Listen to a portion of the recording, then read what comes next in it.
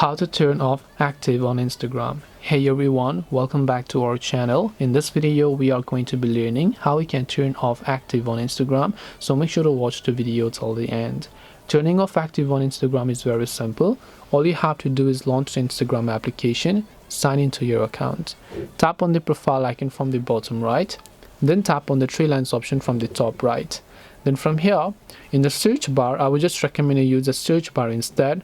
Just tap on activity. Then you'll find show activated status search result. Tap on that. Now, if your active status is turned on, these two toggles will turn on by default. So you have to simply make sure to turn them off like this. And then these toggles will get turned off and your active status will also get turned off. This way you can basically turn off active on Instagram.